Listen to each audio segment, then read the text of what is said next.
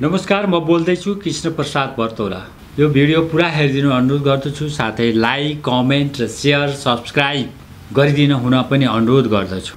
आज हामी कुरा गर्दैछौँ पैसामाथि तपाईको धनी विश्वास अथवा रिच बिलिभ छ अथवा तपाईको पोर बिलिभ छ अथवा गरिबी विश्वास छ, त्यसैमा तपाईको आर्थिक सफलता अडिएको हुन्छ। तपाईले पैसामाथि जहिले पनि रिच बिलिभ अथवा धनी रूपमा विश्वास गर्नु होला। हामीलाई कुनै पनि चीज र कुरासँग हाम्रो विश्वासले जोडेको हुन्छ। जे कुरामा तपाई विश्वास गर्नुहुन्छ, दीर्घकालमा तपाई त्यही पाउनुहुन्छ। जुन कुरामा तपाईले पाउँछु भन्ने विश्वास छैन, त्यो तपाईले कहिल्यै पाउनुहुन्न। कुन चीजको पक्षमा तपाई उभिनुहुन्छ, कुन चीजको विपक्षमा, त्यो तपाईको विश्वासको कारणले भएको। त्यसैगरी पैसा कमाउने कुरा तपाईको विश्वास र मानसिकताले निर्धारण गर्दछ। पैसा कमाउने यो संसारमा कुनै म्याजिकल टुल्स अथवा फर्मुला अथवा जादुगरी सूत्र केही छैन। त्यसको लागि तपाईको सोच, तपाईको दक्षता, तपाईको आइडियाज र त्यसको एक्सनमा भर पर्छ। पैसा त एउटा विनिमयको साधन मात्र। पैसालाई तपाई कसरी बुझ्नुहुन्छ, त्यो तपाईको विश्वास हो। पैसा सम्बन्धी कुरामा तपाईको विश्वास धनी किसिमको छ वा गरिबी किसिम, पोर माइन्डसेट छ अथवा रिच माइन्डसेट छ, त्यसैले तपाईको पैसा कमाउने र नकमाउने कुरा निर्धारण गर्छ। यसलाई विस्तृत रूपमा यसै भिडियोमा व्याख्या गरिएको छ। तपाईको कुन विश्वास छ र तपाईले कसरी लिनुभएको छ पैसालाई। यो भिडियो पुरा हेर्नु होला भन्ने अनुरोध गर्दछु। गरिब हुनु र पैसा नहुनु फरक चिज हो। बिल गेट्स भन्छन्, यदि तपाईँ गरिब नै जन्मनु भएको छ भने त्यो तपाईको गल्ती होइन, तर तपाईँ गरिब नै मर्नुहुन्छ भने त्यो तपाईको गल्ती हो। धेरैजसो करोडपतिहरू एकपटक टाढ पल्टेर पनि उनीहरू अगाडि बढ्छन्, किनकि उनीहरू गरिबीलाई स्वीकार्दैन। यदि तपाईको पैसा र धनमाथिको विश्वास गरिब छ अथवा पोर बिलिभ छ अथवा गरिबी विश्वास छ भने तपाईँ सधैँ गरिब नै रहनुहुन्छ। अर्कोतिर यदि तपाईको पैसामाथिको विश्वास धनी छ भने तपाईलाई आर्थिक रूपमा अगाडि बढ्न कसैले रोक्न सक्दैन। अब हामी कुरा गर्छौँ पैसा सम्बन्धी तपाईको धनी वा गरिबी विश्वास के छ। यसले नै तपाईको पैसा कमाउने मानसिकता विकास गर्दछ। 1 नम्बर, गरिबी सोच अथवा गरिबी विश्वासले के भन्छ? पैसा कमाउन पैसाको आवश्यक हुन्छ, मसँग पैसा छैन, त्यसकारण म कहिल्यै पैसा कमाउन सक्दिनँ। धनी सोच, पैसा कमाउन पैसाको आवश्यक हुँदैन, केवल तपाईको आइडियाज, स्किल्स, एक्सन आवश्यक पर्दछ अथवा कार्यान्वयन, तपाईको आइडियाजलाई कार्यान्वयनमा लान आवश्यक पर्छ। entrepreneur.com अनुसार करिब 65% करोडपतिहरू बिना पैसा नै करोडपति भएका। तपाईले सोच विकास गर्नुहोस्, सोचबाट आइडियाज, आइडियाबाट एक्सन, कार्यान्वयनमा जानुहोस्। तपाईको आइडिया, इनर्जी, स्किल नै पैसा कमाउने हतियार हो। तपाईसँग यदि आइडिया र भिजन छ भने अरूले पनि तपाईलाई सहयोग गर्छन्, लगानीकर्ताको रूपमा आउँछन्, सेयर हाल्छन्। एउटा उदाहरण लिउँ। एक दिन रोबर्ट कियोसाकी र उनका साथी माइक तलब कम भएको भन्दै धनी बुवा कहाँ ज्याला बढाउन अनुरोध गरे र उनीहरू दुवैजना धनी बुवा कहाँ काम गर्दथे र उनीहरू धनी बुवा कहाँ गएर तलब बढाउन अनुरोध गरे। उनीहरूले भने, हाम्रो ज्याला कम भयो, ज्याला बढाउनु पर्यो, होइन भने हामी काम छोड्छौँ।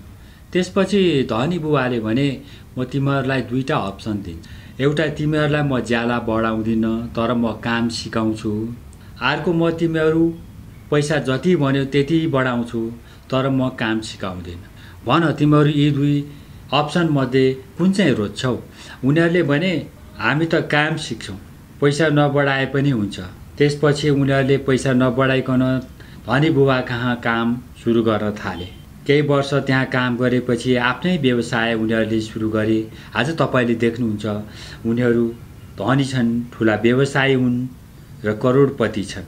त्यसकारण यो रोबर्ट कियोसाकीको रिच ड्याड पोर ड्याडबाट लिएको कुरा हो। तपाईहरूले बुझ्नुहोस्, तपाईसँग ज्ञान हुनु पर्यो। भनिन्छ नि, धेरै जान्नुहोस्, धेरै कमाउनुहोस्। अब 2 नम्बर छ गरिबी विश्वास, पोर बिलिभ। मैले कमाएको पैसा सबै खर्च हुन्छ, मसँग कहिल्यै बचत हुँदैन। धनी मानसिकता अथवा रिच बिलिभ, मैले कमाएको पैसा सबैभन्दा पहिला केही भाग मेरो लागि जम्मा गर्छु अनि मात्र बाँकी पैसा खर्च गर्छु। आफ्नो लागि बचत नगरिकन म कहिले खर्च गर्दिनँ। तपाईहरुले यो कुरा बुझ्नुभयो होला। तपाईहरुले यो कुरा बुझ्नुभयो होला। तपाईले जबसम्म आफ्नो कमाइबाट आफ्नो लागि बचत गर्नुहुन्न तबसम्म तपाईले पैसा कमाउने कुरा नै नसोच्नुहोस्। तपाई कर्मचारी व्यवसायी जे हुनुहुन्छ आफ्नो लागि केही रकम जम्मा गर्नुहोस्। उक्त बचत रकमलाई कुनै पनि कुरामा लगानी गर्नुहोस्। धन वृद्धि गर्ने कोसिस गर्नुहोस्। मितव्ययी जीवनशैली अपनाउनुहोस् र जति आम्दानी भए पनि बचत गर्न नछोड्नुहोस्। 3 नम्बर छ गरिबी विश्वास, पोर बिलिभ।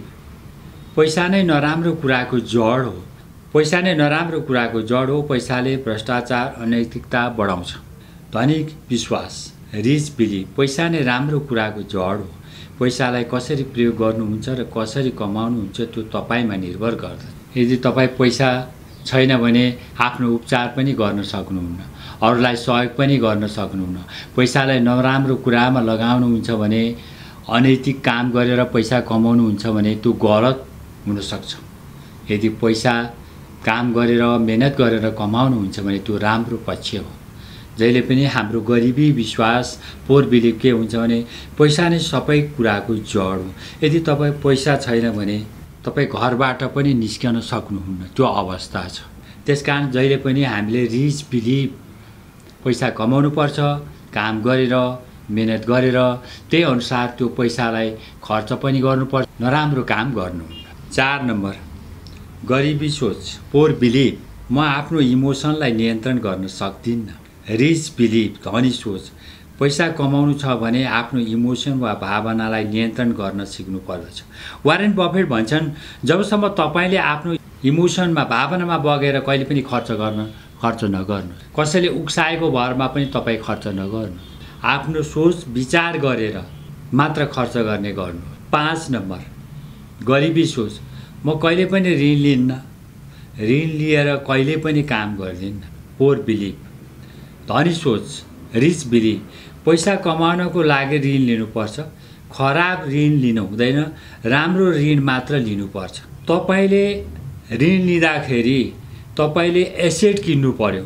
यदि तपाईले ऋण लिएर जरुरी आवश्यकताका चिजहरू, अन्य चिजहरूमा खर्च गर्नुहुन्छ भने त्यो ऋण खराब ऋण हुन्छ। यदि तपाईले दायित्व किन्नुहुन्छ, ल्याबिलिटी किन्नुहुन्छ भने त्यो खराब ऋण भित्र पर्दछ। तर तपाईले एसेट किन्नुहुन्छ ऋण लिएर, अथवा एसेट भनेको त्यसले तपाईको पकेट भर्दै जान्छ अथवा आम्दानी गर्दै जान्छ त्यो ऋणले भने त्यो राम्रो ऋण हो। त्यसकारण रिच बिलिभ भएका व्यक्तिले जहिले पनि ऋण लिन्छन्, त्यो ऋणबाट सम्पत्ति खरिद गर्छन् र पकेट भर्दै जान्छन्, किस्ता तिर्दै जान्छ। यो हो धनी सोच। 6 नम्बर गरिबी सोच, पैसा कमाउनको लागि मसँग समय नै छैन, काम गर्नको लागि पनि मसँग समय छैन। रिच बिलिभ, धनी सोच, धनी विश्वास। पैसा कमाउन र मेहनत गर्न मसँग समय छ। सानो सानो काम अरूबाट गराउँछु। ठुला पैसा आउने काम, धेरै पैसा कमाउने काम म आफै गर्छु र अरूलाई पनि मेहनत गर्न लगाऊ। त्यसमा तपाईहरुले बुझ्नुभयो होला साना साना धनी व्यक्तिहरूको सोच कस्तो हुन्छ, विश्वास कस्तो हुन्छ, अथवा धनी सोच कस्तो हुन्छ भने साना साना काम अरूबाट गर्न लगाउने र आफू ठुला ठुला पैसा आउने काममा, व्यवसायमा, आम्दानी हुने काममा आफूले समय दिने। किनभने संसारमा त समय सबैलाई बराबर दिएको हुन्छ। तपाईले आफ्नो प्राथमिकता कसरी निर्धारण गर्ने त्यो तपाईको विश्वासमा भर पर्दछ। तपाईले व्यवसायको लागि अथवा अन्य आम्दानीको लागि कति समय दिनुहुन्छ, त्यो समयले नै तपाईको कमाई, आर्थिक सफलता निर्धारण गर्दछ। 7 नम्बर गरिबी सोच। 7 नम्बर गरिबी सोच, म आफ्नो स्किल बढाउने तालिम लिन चाहन्न। मसँग पर्याप्त क्वालिफिकेसन, एकाडेमिक क्वालिफिकेसन छ। म अनौपचारिक शिक्षामा मात्र जोड दिन्छु। यो भयो पोर बिलिभ। धनी सोच, रिच बिलिभ, म धेरै किसिमको स्किल बढाउने तालिम लिन्छु। औपचारिक भन्दा अनौपचारिक शिक्षामा जोड दिन्छु र म एउटा आयमा भर पर्दिन, धेरै इन्कमहरुमा भर पर्छ। त्यसकारण तपाईले जहिले पनि जिन्दगीमा एउटा भन्दा एक वा दुई इन्कम सिर्जना गर्ने पर्ने हुन्छ। एक वा दुई भन्दा बढी आयको स्रोत सिर्जना गर्नु नै पर्ने हुन्छ। यति भन्दै म बिदा हुन चाहन्छु। तपाईको दिन शुभ होस्, जय होस्।